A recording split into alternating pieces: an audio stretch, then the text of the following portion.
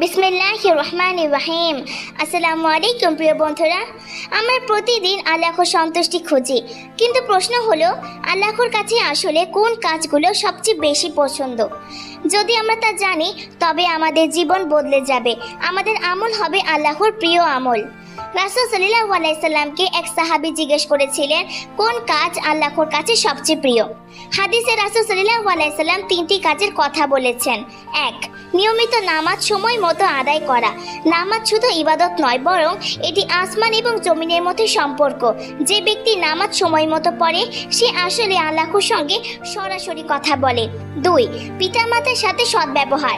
আল্লাহর সন্তুষ্টি লুকিয়ে আছে পিতামাতার সন্তুষ্টির মধ্যে। আজ যারা মাকে বা বাবাকে কষ্ট দিচ্ছে তারা হয়তো জানেই না আল্লাহ তাদের প্রতি কতটা অসন্তুষ্ট হয়ে আছেন। ৩. আল্লাহর পথে জিহাদ করা, অর্থাৎ আল্লাহর দিনকে রক্ষা করা, ন্যায় প্রতিষ্ঠার জন্য সংগ্রাম করা। এখানে শুধু যুদ্ধ বোঝানো হয়নি, বরং নিজের নফস, খারাপ অভ্যাস এবং শয়তানের বিরুদ্ধে সংগ্রামও এর অন্তর্ভুক্ত। প্রিয় বন্ধুরা, আল্লাহ আমাদের সামনে তিনটি সহজ রাস্তা খুলে দিয়েছেন: নামাজ, পিতামাতার খেদমত আর আল্লাহর পথে সংগ্রাম। যদি আমরা অন্তত প্রথম দুইটি নিয়মিত করি তাহলে আল্লাহর সবচেয়ে প্রিয় বান্দাদের তালিকায় আমাদের নাম চলে আসবে ইনশাআল্লাহ। তাই আজ থেকেই প্রতিজ্ঞা করি আমরা নামাজ কখনো ফেলে দেব না, পিতামাতাকে কষ্ট দেব না, আর নিজের নফসের বিরুদ্ধে প্রতিদিন সংগ্রাম চালিয়ে যাব।